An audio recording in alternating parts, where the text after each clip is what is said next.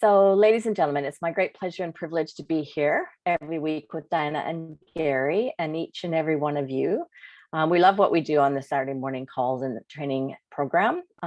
It's something that's been going for, 17, 18 years, and it's been a pleasure to be a part of, and it's always inspiring.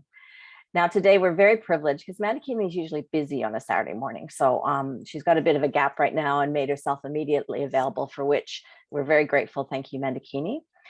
And we'll just give you a bit about Mandakini's background. She's a wellness consultant with over 30 years of experience in assisting and guiding people from all walks of life in their journey to better health, utilizing food as medicine, real food supplementation, yoga therapy. And in addition to her BSc, she also holds a diploma in Oriental medicine and Japanese yoga.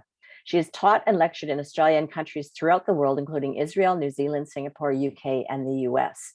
In addition to her clients worldwide with the Manatech products, Mandakini runs a wellness reset program and offers regular yoga classes. She has a passion to educate people about health and wellness. She loves seeing people's lives transform. And today, I know I'm 100% confident you're just going to love her unique and passionate perspective on keeping our hormonal system healthy. And I know, she's one of my go-to people for questions. There's a few of us that go, if we have questions we don't know, she walks her talk and she knows her stuff. So Mandakini, thank you so very much for being here. Thank you so very much for your kind introduction. And before we get started, I just want to thank you, Diana and Gary, for keeping these calls going throughout the years and your dedication and always being here no matter what happens with your floods, with your fires, with your kids, with your families. You're always here. And if we can contribute in a small way, I'm just happy to contribute to what you're doing. So very, very grateful to you holding this space for all these years. It's amazing. Thank you, Mandakini. I'm sure I speak for every person on this call with our love and appreciation for what you do. So I'm a bit out of practice here, but guys, hang out with me. So I'll just. Do you know how to share your screen? I don't have the ability. Do you need to make me co-host? I did. So if you look at the bottom, it should be there. Share screen? No. Okay. I can't. Host disabled, participant, screen sharing. Do you want to make me co-host? Sorry, guys. That's okay. Okay. Sorry, guys, for the... Here we go. Got it. Okay. I'll go off and I'll just be listening. Sorry, guys, for the technological... Okay, guys, welcome to our hormone health and nutrition talk. I'm very excited to share this information. When I first joined Manatech nearly 19 years ago, I've always noticed that women are always really interested in their hormone health. And over time, I got educated, researched, helped people, and learned, obviously, the first thing that I got to learn is that hormones, both men and women have hormones. And the other thing I got to learn is that hormones are not just about procreation. Because normally I speak to people, and the first thing, if I mention the word hormones, women in particular will say, oh, I'm past that stage, or I don't need it. And that's why I think this talk is so important, to educate us about how important hormones actually are in our body, and that they actually govern our life in so many ways. So why would you want to learn about hormones? Maybe you want more energy. Maybe you want more clarity of mind. Maybe you're looking to lose some weight, to stabilize your blood sugar levels, you're interested in bone density as we age, to keep it going. Maybe you're interested in controlling your food cravings, or you're interested in better glowing skin, or improving your memory, or just having emotional well-being, or being a bit more peaceful and more relaxed with people and less grumpy and less emotional. All of these things and more have to do with the hormonal system. So our hormones govern our life. They actually control our life in quite a major way. So understanding how they work and how we can assist them to work in a better way is crucial, really. So here are some functions that you may have not known that they are governed by your hormones. So our happiness, our hunger, our metabolism, our mental alertness, our how we metabolize fat, our sleep. So just the instruction to go at night for our head to be put on the pillow and go unconscious, that's a hormonal instruction.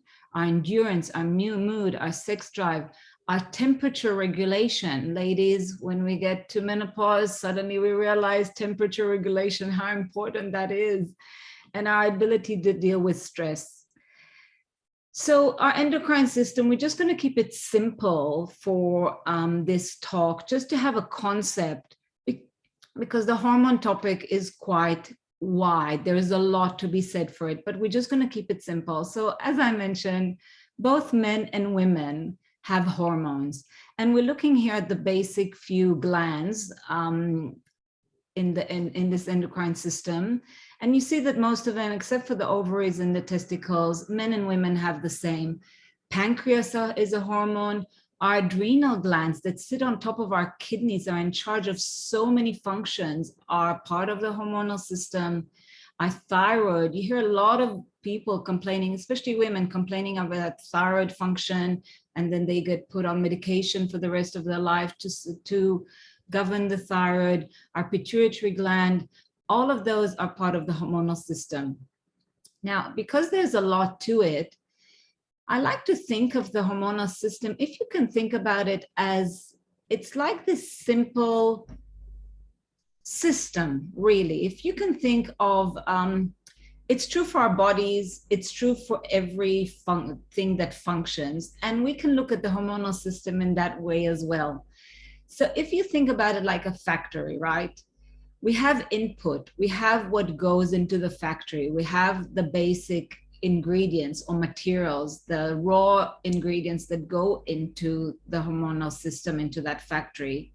Then we have the aspect of the function of that system. So how well our hormonal system is functioning. And then we have the output. And to get a well-functioning system, we really want all these three aspects to be working well. So we're going to go through these three, but I just wanted you to have the simple concept, because once you understand this concept, we're going to make it a little bit, we're going to go into a little bit more detail, but just go back to this concept, because this concept of impacting the input, impacting the function, and impacting the output will give you already lots of tools to deal with your hormonal health. So now into that simple frame, we're just going to add a little bit more detail. And don't worry if you don't remember everything that is in this slide, doesn't matter, it's fine, because just remember that simple input, function, and output. So talking about input, some of the two main ingredients that go into this input, and maybe the top ingredient, is a group of nutrients that we call phytosterols, which are really plant hormones. They're not like our hormones, they come from plants. And in food, they will be in lots of healthy foods, in sweet potato, in grains, in legumes, things like soy. We can have a discussion about it later. So there's lots of sources in nature that have phytosterols. And phytosterols with good health, with good fats, together, they help the body make its hormones. So the first hormone that gets made is pregnenolone, which is like the mother hormone. It's like, if you like baking, guys, you can raise hands. Who likes baking here? If you like baking, so you may have, say, dough. And then from dough, you can make lots of things, right? You can make muffins, you can make bread, you can make biscuits. So sure, they're not exactly the same dough, but you get the idea. So once the body has that basic pregnenolone mother hormone, it can split and it can make any hormones that it needs for the day, because we, depending on our lifestyle and depending on our needs and depending on our health, we're going to need different levels of hormones every single day. So, and every time, different times of the day. Now, this major pregnenolone, this major hormone, the mother hormone, gets made in our sleep.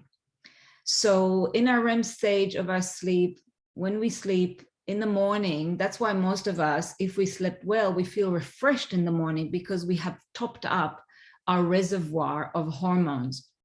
And then we can start the day fresh and start allocating, the systems can start allocating what we need, our hormones, how much we need and of what. So there's two major pathways which we're going to talk about. It goes down one major pathway, which is the DHEA pathway, and the other one, the progesterone pathway. Now, the thing is that there's about 87 major hormones. And if I would love for you to remember something of this talk, which will be very helpful, is that our hormones, our bodies are able to produce one hormone from another. I remember when I first started being interested in the topic of hormones, I just heard all these terms, progesterone, estrogen, they were all kind of terms just floating in the ether. I wasn't sure how they were connected to each other. So this hopefully talk will give you that ability to start grasping how they are connected to each other. So, you know, with sleep can be a virtuous cycle or a vicious cycle, because if you sleep well, you can make good levels of hormones. So then in the morning, you can wake up fresh and have enough hormones for the cycle. But if you don't sleep well, if your hormonal system is deprived somehow, depleted in some way, you have trouble sleeping, you're not able to make the hormones for the next day. You wake up tired, and we're in this vicious circle. So getting our sleep under control is one of the first really important stages to just control our hormone and get it functioning better. So let's look at these two pathways. Actually, just before we go the different pathways, I love this analogy of a budget. So whether you follow a budget or not, I'm sure you understand the concept of budget. With the budget, we have income. And then we allocate the income to all the different things we need, whether it's food, whether it's rent or mortgage, whether it's cars, whether it's fun, whether it's travel. We haven't been doing much of that, right? But whatever it is, we allocate our resources. Now, if the income has not changed and you still have your same salary, your same income, but suddenly you have a very big expense, let's say your car, your gearbox breaks down and you have to fix that, or something with the engine, which we all know are a really big expense, how are you going to manage that expense? You have to get that car fixed. So now you're going to take all of your resources, as much as you need, and put it towards the car, right? But what does that mean? Now, if the income hasn't changed, now we have to make compromises, right? We're definitely not going to go to the movies. We may need to cut down on travel. We may need to cut down on some foods that are luxury foods. We may need to cut down and just keep to the bare essential until we can catch up on that gap. So I'm hopeful that this, and if you think of this analogy, this is a perfect analogy for the hormonal system. So I actually am going to take you back one step. So when we look, remember our first graph, our first model of input, function, and output. So if the input doesn't change, but we have a lot of expenses, a lot of areas that the hormonal system wants to divert energy to, if this doesn't change and this now grows, the hormonal system is going to run on a compromised way until we're able to get additional resources or until that big demand subsides. Why is that important? We've talked about the two pathways, the DHEA and the progesterone. So let's just for a moment look at the DHEA and then we'll tie it all together. DHEA has been called lovingly the fountain of youth. That's the hormone that is in our body in very high amounts. We peak around our 20s. It's been put in our bodies so we can make babies. And as we grow older, those levels decline. If you can see, women, by the time we're in our 50s, we're about 50% of what we had in our youth. Men decline a little bit faster. Generally speaking, one of the reasons that, as a generalization, men tend to live less than women is because there are lower levels of DHEA. Now that DHEA, if you remember the previous chart, DHEA is one of those pathways, but out of DHEA, there's another 50 hormones that get produced. They're very, very important. They're tested for our biological age, and they're really important for brain function. Now, you may know people, as they grow older, they start complaining about memory, lack of mental clarity, those kind of complaints, and they have to do with brain function. In fact, when they've tested, when they've looked at Alzheimer's patients, they looked at their DHEA levels and compared it to their peer group that were well, and they found that people with memory and issues and Alzheimer's group had about 50% the levels of DHEA of their peer group that were not suffering these symptoms. So that's just to indicate how much DHEA our brain actually needs, between 5 to 6 times the DHEA level of the rest of the body. Now, DHEA levels is something that we can have tested just by a blood test.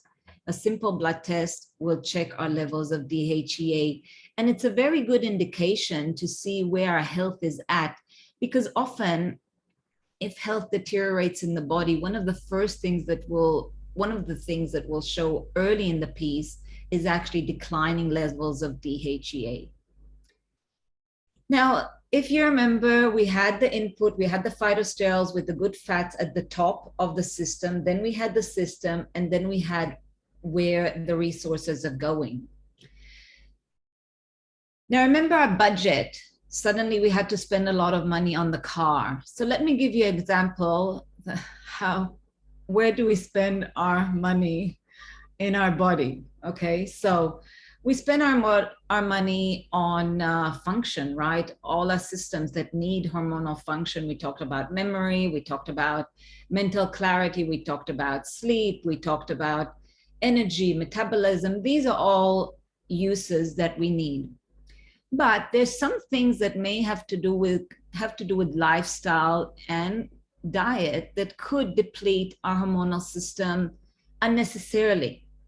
So things like stress, things like high glycemic foods and foods that are loaded with simple sugars, alcohol, coffee, sometimes even over-exercising, and there's some chemicals that can be also disruptors. So what does that mean? And I know that when I go through this slide, I'm probably not the most popular person in the room, because I'm going to give you an example, say, about chocolate cake, right? Who loves chocolate cake? I know I do love chocolate cake, anything with chocolate, in fact, especially the nice dark 70% plus, right? But the thing is, with, say, the sugar, when we consume sugar, anytime we consume more than 5 grams in a meal, the pancreas has to excrete a lot of insulin to deal with metabolizing that sugar, because it's too much for the body. The body kind of goes, oh my God, what am I going to do with all this sugar? I don't have need for all this sugar. Let's just see how we deal with the situation. And part of the dealing with the situation is excreting all this insulin so the body can metabolize it, maybe shove some of it in the liver, just so the body can go back to functioning. Now, if you remember our chart, remember input, function, and output. Insulin is part of the output. It's part of the hormonal system. So remember when we spend too much money, suddenly we had to repair the car. That's what the body has to deal with when we give it too much sugar. So now all the resources, until the body has gotten back to a status quo where it can function and that extra sugar is not a threat, it has to give all its resources now to metabolizing the sugar. So what happens? Remember, we're not going to spend enough money on the other things. So now the body is going to prioritize, okay, I don't have that many reserves. I don't have that much pregnenolone after I spend so much on the insulin. Let me just see what I can do. Where can I save? Maybe, oh, okay, bones, we can do with a little bit less bone cells. Maybe it's not such a priority. Let's just keep the other organs, vital organs, functioning. So I know I'm making a bit light of it, but hopefully that gives you the idea of how we can impact the system by reducing unnecessary expenses. So when we're able to reduce stress, when we're able to have low glycemic foods, when we're able to control that unnecessary expenses, we're already winning, because now we're not going to spend, now we can spend our resources that we have in a good way. So just going back to a couple of those slides here, you know, these phytosterols and the cholesterol, they're the two major ingredients, major building blocks for this hormonal system. Now, there's a few other ingredients that go in the mix. We have vitamins and minerals, and we're going to talk a few other ingredients, but these are two very important main ingredients to help the body make the hormones that it needs. So turns out that in our modern diet, like, so there are cultures, there's cultures that have very, very good hormonal health. Some cultures that don't even have a word for menopause in their vocabulary. They're just known for their good longevity and good health. And when these cultures have been studied, they have found that, amongst other things, they have very high levels of those phytosterols in their diet. Now, in our modern diet, with everything that we have done, with the food that got depleted, with the extra stress, with the toxins that are in our environment, with everything that we have put, with the processing of the foods, with the choices of foods that we make, all of that has contributed that on average, which is quite a shocking, really, number, in a modern diet, we're getting on average 1 to 3 milligrams. Now, that's about 2% of what we need. And when you're thinking about it being one of the major ingredients that are in charge of our hormones, that are going to function our thyroid, that are going to help our pancreas work better, that is going to keep our mental activity, that is going to keep us alert, that is going to keep us relaxed and not stressed, that's not a lot of resources, right? So when we look at that, there is an issue really with the income of those phytosterols. I've just jumped on the slide, but I will go back to it just a little bit. Men, I'll get to you, a little bit for the women, but I'll get to you. And men, it's good for you to understand, because most men will have women in their lives. So for women, whether you're young and dealing with menstrual issues, or whether you've gone through menopause or perimenopause and you're starting to deal with menopause issues, one of the important factors, whether we're going to be angels or monsters, meaning whether we're going to suffer from symptoms or we're going to go through it with ease, is the balance between estrogen and progesterone. While we're ovulating, we make our estrogen and progesterone in the egg follicles. They're produced in our ovaries. When we run out of eggs and we go to the next stage, we have to find a backup system to get these hormones produced, because they're not a luxury, they're a necessity. We actually need them. So when we're looking at the backup system for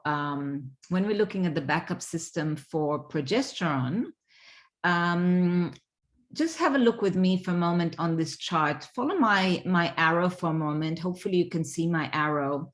Remember how we talked about pregnenolone going down the two major pathways, the DHEA and the pregnenolone. Now just hang on with me, just have a look at this line here for a moment and see what happens to women when they go into menopause. Up. What does that mean? I know it's just one squiggly line and our lives pretty much are never going to be the same after one line has moved. Okay, so what does that mean? If you see, now it means that, remember at the beginning of the talk, I mentioned that our body is able to create one hormone from another. So when this pathway of the pregnenolone down to progesterone doesn't work very well because we're not able to produce the progesterone in our egg follicles like we did when we were menstruating, the backup system says, okay, we can make it from DHEA, no problem at all. Well, theoretically, no problem at all. But if you remember, when we looked at the DHEA slide, the DHEA, we were already struggling, right? Our DHEA levels were depleting. We were getting 2%. We were already struggling at DHEA. So now think of an admin person. Think of an admin person sitting at their desk with all these files, barely managing to deal with all that workload that they have, right? That's the DHEA trying to do its job just on this side of the coin. And then when we go into menopause, say, okay, here's another 20 folders for you to deal with, just lumping it on their desk. And the admin person just did, I give up, forget it. I was barely doing my job with all these 50. You put another 20, I don't know how I'm going to function. And that's what happens. That's why all hell breaks loose for women going through menopause, because suddenly there is more compromise, right? The little bit of resources that we have, we were struggling to spread them. Now we have to spread them even more. And a lot of functions get compromised, and especially on the progesterone side. So hormones that are in charge of our cortisol, our natural anti-inflammatory, in charge of blood pressure, blood sugar levels. So that's a lot of pressure. And another area that we don't normally think about in the context of hormones, and I think that's one of the really important things to learn in this talk, is that hormones are in charge of bone density. So what does that mean? You would agree with me that all of our body is made out of cells, especially those of you that we've been talking about cells a lot. Our whole body is made out of cells. However, it turns out that our bones are made out of cells as well. And like every cell, they have a lifespan. And that lifespan means that a cell gets born and then a cell has to die and get replaced. Lo and behold, turns out that there's two hormones that are very important to this cycle when you talk about bone cells. The first one is estrogen, and estrogen is in charge of maintenance. When a cell has to go, it will help it move on. Progesterone helps build new bone cells. So remember, progesterone, we're having difficulty because the backup system goes to DHEA. Estrogen's backup system is the fatty deposits under the skin. So often we're in this situation that we have more estrogen than progesterone. So what that means for the bone cells, it means that the maintenance guy is doing much more removing than the creator guy, the progesterone, making new bone cells, which could lead to thinning of the bones and thinning of the walls of the bones, which we'll have a slide in a moment. I'll show you a slide. Just before we go there, I just wanted a slide for the guys and for the men in our lives. The prostate is part of the hormonal system too. It's a gland. Anything that has to do with glands is part of the hormonal system. And it turns out that a lot of guys are suffering from enlarged prostate. It starts already at 30. Some men, 30% of 30-year-old men are suffering from enlarged prostate, and it goes up to almost 100% in 80-year-old. What that means, so if you've noticed that your guy wants to urinate frequently, or they go and it never ends, they have to go again and again and again because it's not all, can't empty it properly, or waking up in the middle of the night to pee when they never used to do that. So all of those things is part of the enlarged prostate, which is basically putting a lot of pressure on the urethra, which is supposed to allow the urine to go out. And then that's the difficulty of urinating. Unfortunately, if a prostate, an enlarged prostate, stays there for a long time, it could turn cancerous. And prostate cancer is one of the top cancers in Australia. So along with breast cancer, which is also a hormonal driven cancer. Now, the good news is that there's been lots of studies that show that more than 75% of prostate cancer could be prevented by dietary and lifestyle changes, which I think it's a fantastic news. So back to our bones that we mentioned before. If you look on the left, we have a healthy bone. That means that the bones, the cells are tight. There's many of them. The walls are thick. So that means that they're strong. If we hit something or if we fall, it's fine. We're not likely to break it. But an osteoporotic bone, if you look at it, it has all these holes. Can you see all these holes? And the walls are really thin.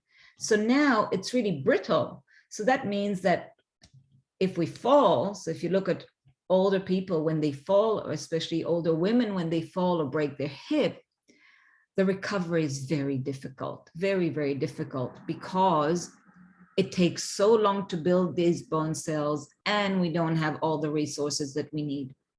So bone health has a lot to do, bone density, bone health has a lot to do with our hormone health and keeping the hormone functioning well. Now, when women come to menopause, often there's a fork in the road or a decision to be made, whether they're gonna, if they're suffering. Those that are not suffering, fantastic. But it turns out that 85% of Western women suffer from menopause symptoms at varying degrees. And one of the options to deal with it is HRT, hormonal replacement therapy. Now, for decades, there's been a lot of controversy around hormonal replacement therapy. On one side, the providers say that the risks are small. If a woman would go to her gynecologist to get HRT, you will be shown a little chart that shows you how much level of risk you have, that the risk of cancer is very low. And so basically trying to convince you that there is very low risk associated with hormonal replacement therapy, to counteract a lot of other study that has shown that the risk may outweigh the benefit. So really the message of this slide from my point of view is just do your research when you are faced with a situation, because none of us are here to tell you what to do, just to point you to the fact that there's two sides to the story, and you have to do your research and make your own conclusion in terms of which road you want to go down. Back to the hormonal system though, because this is the main topic for today. Remember our original slide where we had the arrows going into the factory, and then the factory, we had arrows coming out of the factory. Hopefully by the end, by now, you can see that the arrows that were going in, we had the phytosterols and the good healthy fats going into the system. Then we had the function of the system, right? Where are these resources going to go, and how well can the system manage that resource allocation? And then we have the output that is essential, and the output that maybe is not essential and we can control with lifestyle and food choices and so on.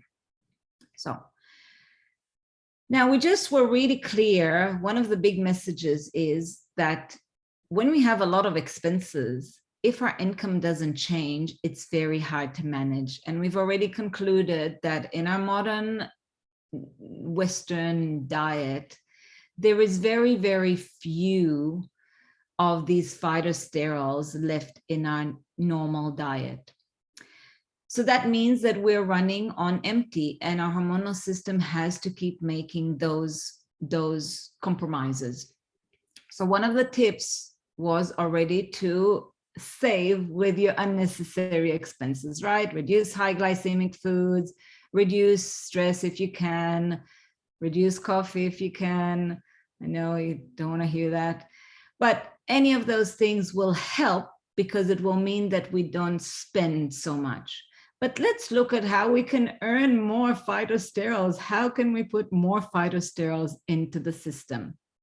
So we can increase the natural sources, foods. As I mentioned, they come in nuts, in seeds, legumes, soy. I mentioned soy. There's a lot of controversy around soy today. There's the pro and the anti, but I'll give you one data around soy. There's been lots of study around menopause with Eastern women. So there was a study between Japanese women and American women, and they found around menopause symptoms. And the study found, there were several studies, but they always found that Asian women, Japanese women are 7 times less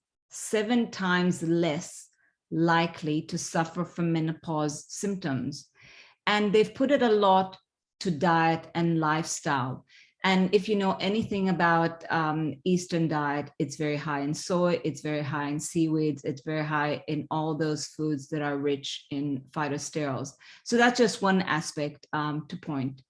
However, having been around the block for,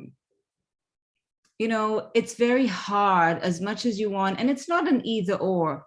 By all means, definitely make the effort to increase your sources of healthy nutrients that are high in phytosterols. And we can look at supplementing, because when you supplement, you have a certainty. Because when you make food choices, you don't always know, even if you eat the right food that is supposed to be high in a certain nutrient, you don't really know. There's a lot of evidence now about declining levels of nutrients across the board. So definitely also in the area of the phytosterols. So if we're looking at supplementing, we're stacking the deck in our favor. We know. So what does that mean, stacking the deck in our favor? It means that we have that certainty and that ease and the convenience that you can take the supplement and you know that you're getting the levels that you need. So obviously there's lots of supplements out there, and obviously we are biased because we have been exposed to the benefits of what we have to offer. So the first supplements, supplement that Manatek has to offer when we talk about hormonal system is Plus, right? Thank you, Plus. Thank you, Manatek, for giving Plus in our life. Because remember that green square at the top of the cascade, those phytosterols. Plus primarily is an excellent source of phytosterols. So that means that we can elevate those low numbers, the 1 to 3 milligrams that we get on average as a modern diet, we can increase it by introducing the Plus. Now, one thing is really important when we look at the claims of Plus. When we look at the claims of Plus, it says that it helps menstrual pain, spasm, cramps. It helps with, as a hormone modulator, our well-being, all of this. Now, one thing that I wanted to hopefully share is, remember our cascade. None of the supplements that we offer are a medicine for anything. I know that when I work with my clients, when they refer to it as medicine, I always immediately have to correct them. It's like a knee-jerk reaction. They say medicine and I turn it straight away into supplement, nutrient. Because if you remember all the areas that we mentioned at the beginning that the hormonal system is in charge of: mental well-being, metabolism, emotional well-being, mental alertness. We talked about bone density. So all of those, sleep, all of those, think of it, they're functions of the hormonal system. So when we take our supplements, we don't go and do anything with sleep. It's not as if we have a supplement that we take that is going to help sleep, or another supplement that we're going to take that is going to help our bones, or another supplement that is going to help our mood. Once you understand the functions that the hormonal system is in charge of, and that one of the issues is that there is the depletion, we're not getting enough input, just think of the fact that we're putting more input and now there's more to work with. It's like we've increased our income and now we can spend more. There is more to go around. So that's important to understand, because none of our supplements are specific to anything. They nourish the system. They are foundation of the system. Now, a very important partner of the plus is omega-3. And just a quick word about omega. Omega is, if you remember in our cascade, we had the phytosterols and then we had essential fats. And together they make the raw ingredients to help the body create hormones. Just briefly, there is lots of sources of omega-3. Some of them, one distinction first is a distinction of comes from animal or comes from plant. For those that are vegetarian or vegan and definitely need the plant source, that's absolutely fine. It's just a little bit less efficient because the body still has to do a few metabolic transitions to get it to the form that our body actually needs. So if you're okay with having fish, then go for the fish because it's more effective. One from my point, I would probably, since learning that krill is the food of our whales, I always recommend to stay away from krill. It's not necessarily better, it's just another source. So Manatech has chosen anchovies, which are actually small. They're very environmentally, it's sustainable. And another thing, when we look at healthy fats, at supplementing omega, is taking into consideration how pure that omega is. So because fish are such a good source, it's important to make sure, because our oceans are full of heavy metals, it's important to go make sure that that process is clean, that the oil is clean as much as possible. A very deep process of cleaning that oil is called molecular distillation. So another thing to consider is that what's important for us in our diet is the balance between the omega-3 and the omega-6. In our modern diet, again, through a lot of processing and a lot that has happened in our diet, we're getting a lot of 6 and not enough 3. As example, for those of you that eat meat, if a cow is grain-fed, it will be omega-6, but if it's grass-fed, it will be omega-3. Same thing with fish. If they're farmed, it will be omega-6. If they're ocean wild-caught, it's omega-3. So all of this to consider. There's a lot to consider when it comes to our health, isn't it? But Manatechs make it easy for us, because the omega-3 supplement, remember, omega is really good friend, helps the plus do its work. So they're really good to be taken together. Manatech's omega-3 is molecular distilled twice. So it's as pure as it can be. It has very high levels of EPA and DHA, which are actually in the form that our body is going to use. And it's good to remember that omega is not only important for our hormonal system, it's also important for our brain, for our joints, for our heart, for our mood. So, and great news, it doesn't have that fishy reflex that you sometimes get with other products. And as I mentioned, it's sustainable. So it's a really good choice to go for the omega-3. And as a bonus, it comes with D3. A lot of Australians, even though we have lots of sun, turns out that are depleted in D3. Some say it's because since we protect our sun so much with sunscreen, we don't have that exposure to the sun, and it's hard for us to produce the vitamin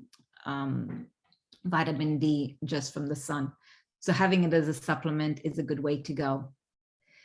I want to mention a couple of products while we're talking about phytosterols, and one of the major ingredients in the plus is an ingredient called Dioscorea villosa, which is made out of a very specific source of wild yam. Now, if you look at the labels of Bounce Back and of Sport, you will see that that ingredient is there as well. So I just wanted to make the distinction between these three products. Plus is designed to help the body, the way it's formulated. So one of the major ingredients are the Dioscorea villosa, but it's not the only ingredient. What that means is that the other ingredients that have been put together with the Dioscorea villosa in the plus are there to help the body make hormones. The Dioscorea villosa in the Bounce Back with the other ingredients that have been put in the Bounce Back are there specific to help the body deal with inflammation. And when it comes to Sport, again, the other ingredients that are there to help the body to deal with inflammation, recovery, and musculoskeletal issues. So that's the distinction, and that's where it ties into the hormonal. Even though it supports the hormonal balance, it just does it in a bit of a different way, and that's why the utilization of it is a little bit different, more specific.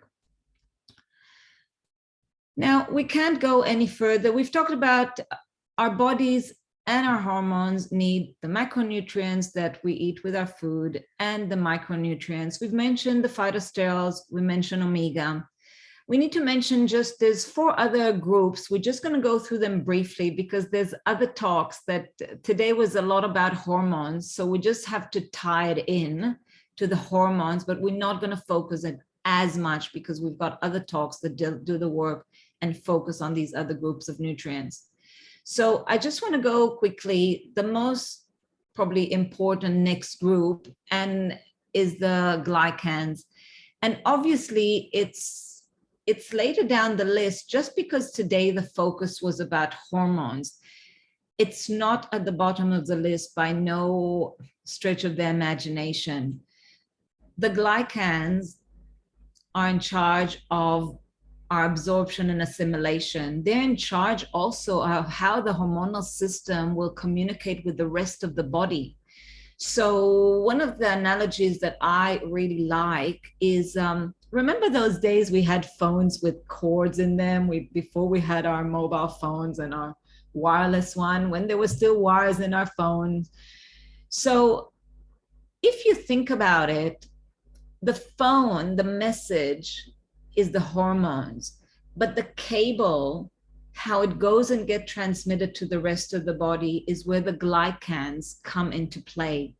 So the way the glycans, and in fact, there's lots of glycans that are actual hormones. There's lots of hormones that are glycans. So part of the functions are absorption and assimilation, regulations of the cells, cleansing of the cells, support, getting our cells tight and held together, and identifying whether a cell is a foreigner and needs to be annihilated or is a friend and needs support. All of these functions and more, even things like how the sperm recognizes the egg with issues of fertility or anything like that, is all has to do with those glycans. Now, in 2012, the National Academy of Science published a big study called Transforming Glycoscience, a Roadmap for the Future, which was all around glycans. That's how important this area of science is. And the big sentence that had to do with humans is that every disease that affects humans significantly involves glycans. So that's why glycans are so important in our health. They're important for our immune system. They're important for our brain function. They're important for our endocrine system, because that's how the endocrine gets to send its message. They're also important for mood, irritability, the communication. So that's why we cannot leave a talk of hormones without mentioning glycans. The next one that is really important to mention, important for our hormones and important for our immune system, is probiotics, our gut function. Now, we can talk for an hour about how important gut function is, but really quickly, gut function is important for, they're now finding the connection between gut function and brain function, gut function and mood, gut function and assimilation, gut function and immune system. 80% of our immune system resides within our gut. Gut function and inflammation. So there's lots of areas that our gut function is important. Therefore, and a lot of, some of our hormones are actually made in our gut. So making sure that we take care of our gut is super important. And that's where our GI Pro balance comes into the picture. And it covers all these criteria of being really effective in various levels of pH of the goo, of the body, of the digestion. And you don't even have to refrigerate it. We have full talks just to go into a gut function and the role that GI Pro balance plays. So these are really important ones. The last one that I will mention is the catalyst, our multivitamin catalyst, because as much as you want to create hormones and you want them to communicate, we now need to feed those cells. And our vitamins and minerals are like the food of the cell. So glycans are like the brain of the cell. Our phytosterols are the messages, the messaging, the post office of our cells. The GI Pro helps the absorption, and the catalyst is the food to nourish our tissues, nourish our bones.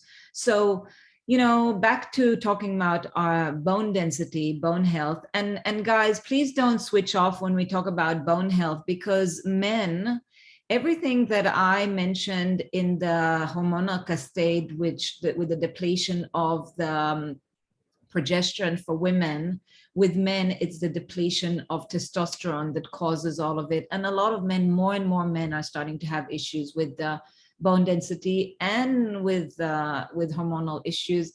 A lot of men are being put on different forms of hormonal treatment to deal with the issues that they're dealing with as they grow older. So don't close your ears. It's not just a female talk today. So yeah, that brings us to our phytosterols, talking about hormonal health. I should have brought you the book. I'll finish with this. Many of you that have been long enough would have met a scientist, a doctor by the name of Dr. Gil Cates, and he certainly has delivered talks on Sharon's Call. And some of us have had the privilege to meet him when we went to our conferences in Dallas. And for over 30 years, this gentleman, he's an independent scientist. That what he has a lab that evaluates the efficacy of various supplements. So every company that produces supplements will go to him, to his company, and said, hey, we've developed this supplement and we think that it does such and such. Can you test it for us and give us an unbiased opinion? And for decades now, Dr. Gil Cates, who has spoken, even though he's independent, he has spoken on the Magnetic stage in Dallas many times. When he comes back to the other companies, he said, look, I'm sorry, your supplement, he says, more often than not, he has to go back to the company and say, I'm sorry, but more often than not, your supplement doesn't really do what you thought, or what you think it does. But Manatech was one of the first companies that already in the early days gave Dr. Cates our products, our Plus initially, and then Ambritose to test. And he was blown away because it did way beyond what was written that it's supposed to do. So he was really intrigued. And for over 14 years, up to today, actually, but at the 14-year mark, for 14 years, he was been following people like myself and some of you that are on the call that have been taking the Manatic supplements over time. And he used two things to test the level of health of the people that came to have the test of us. One was various blood tests, and the other one is a DEXA scan. So DEXA scan, for those of you that are not sure, it's like this big bed that you lie on, and what it does, it just measures, it scans your body for body composition, and it can tell you the bone density, how much of your body is bone, how much of your body is fat, how much of your body is muscle, like that. And it can do it on the different parts of the body. So that's just so after 14 years of Dr. Cates doing these studies, over 8,000 studies, over 8,000 subjects, he came out with a book. He wrote a book, and part of where he really reported his studies, one of the things that he mentioned in that book that I wanted to share with you, because we talked about bone density, he had this chart about bone density. So, you know that they expected as people age, especially women, they're told, oh, your bone density is just going to decline, which in our ancestors was actually not like that. Your bones could get stronger. It's really a self-inflicted thing with diet and lifestyle that our bones have become, the density has gone down, but it doesn't have to be this way.